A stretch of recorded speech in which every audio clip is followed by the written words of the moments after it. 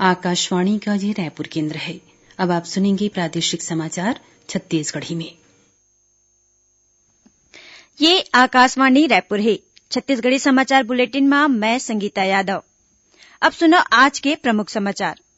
देश में कोविड टीकाकरण अवैया हफ्ता ले शुरू होए के संभावना है। छत्तीसगढ़ के 21 जिला में काली और परन दिन मॉक ड्रिल करे जाही। केंद्र सरकार हा कुछ एक राज्य मन में बर्ड फ्लू में काबू पाए बर नई दिल्ली में नियंत्रण कक्ष स्थापित करे है। छत्तीसगढ़ सरकार हा घलो बर्ड फ्लू ला लेके अलर्ट जारी कर दे है। और मुख्यमंत्री भूपेश बघेल हा गौरेला पेंड्रा मरवाही जिला में कई ठिन विकास कारज के लोकार्पण और भूमि पूजन करिन। कोटमी उप तहसील ला तहसील बनाए के घोषणा घलो करिन।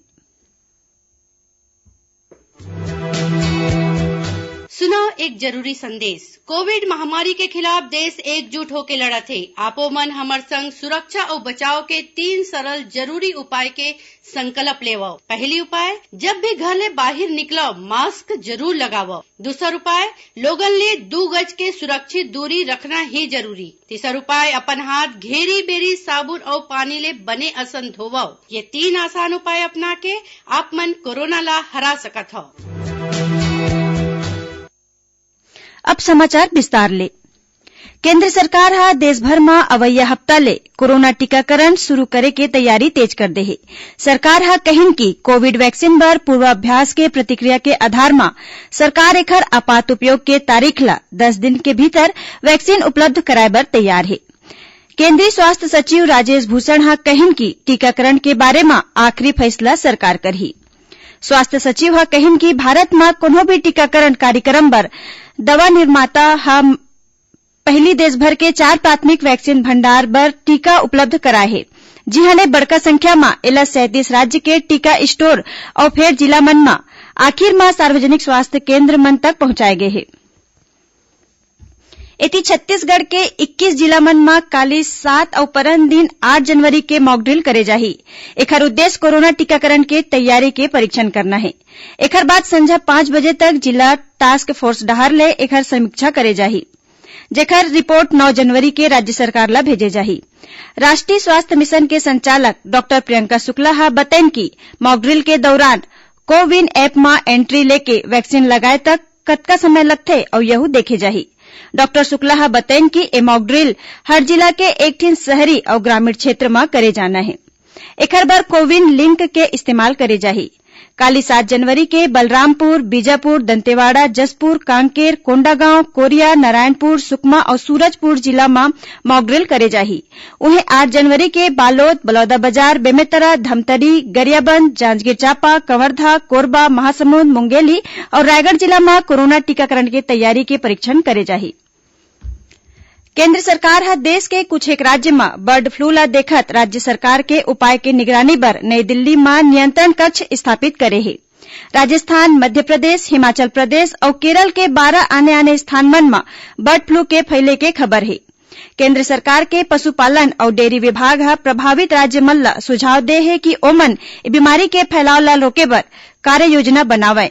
ओमन ले यहू कहे गए है कि बर्ड फ्लू के पुष्टि बर नमूना के जांच करे और निगरानी राखे। इही बीच छत्तीसगढ़ सरकार हा घलो बर्ड फ्लू ला लेके अलर्ट जारी कर दे है। राज्य सरकार हा जिला पशुपालन अधिकारी मन ला सतर्कता राखे के निर्देश दिन है। राज्य के कृषि और पशुपालन मंत्री रविन्द्र चौबे हा कहिन की अधिकारी मन ला बर्ड फ्लू ला लेके दिशा निर्देश दे गे है।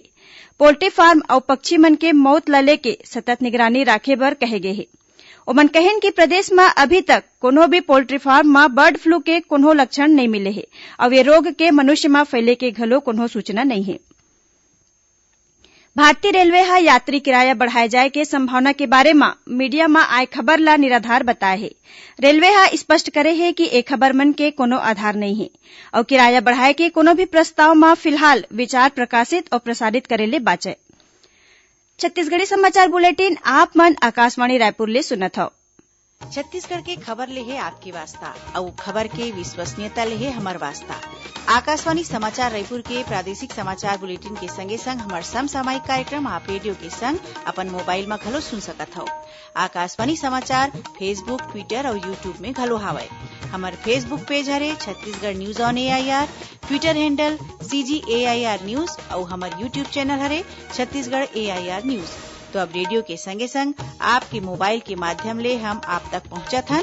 छत्तीसगढ़ के हर खबर बर सुनत रहो आकाशवाणी समाचार। अब आगू बाढ़बो बाचे समाचार कोती।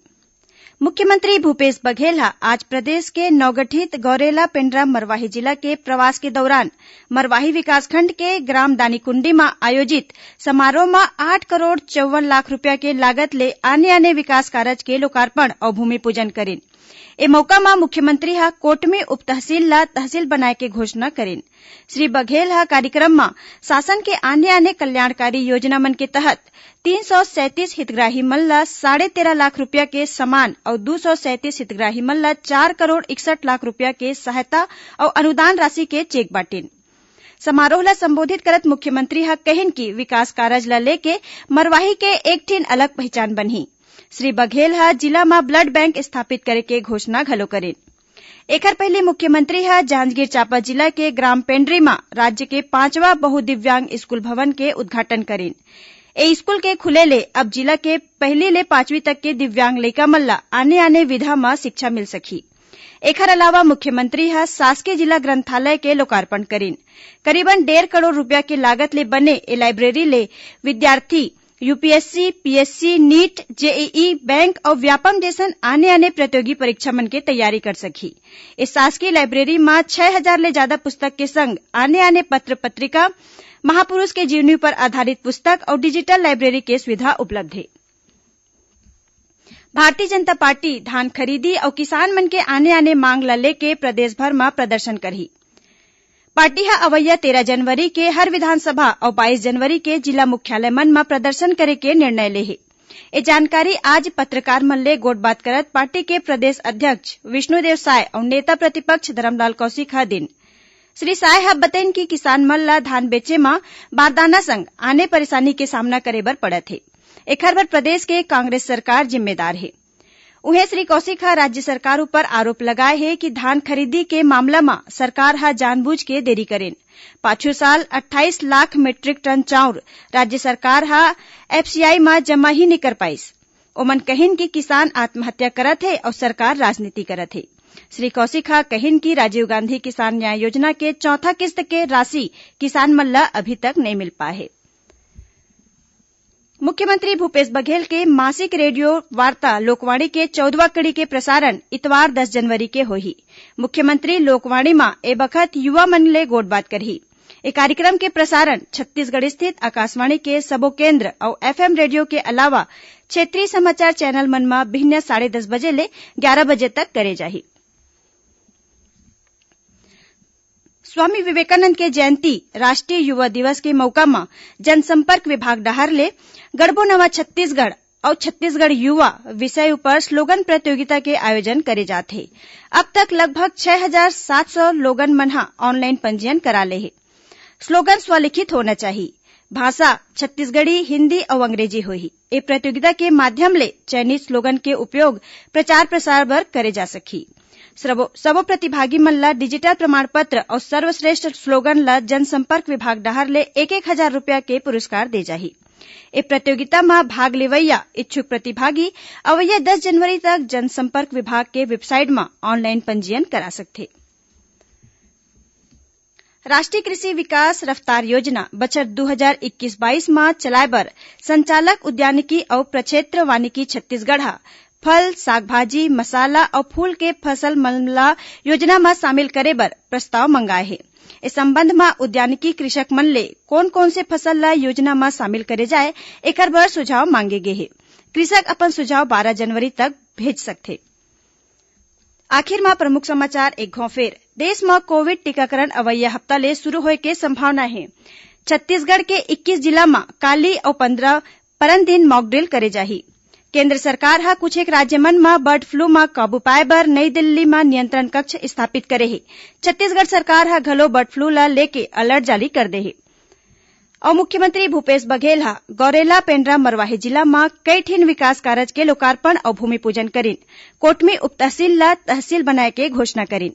एकरे संग छत्तीसगढ़ी समाचार बुलेटिन इहे सिरावत है। जय जोहार।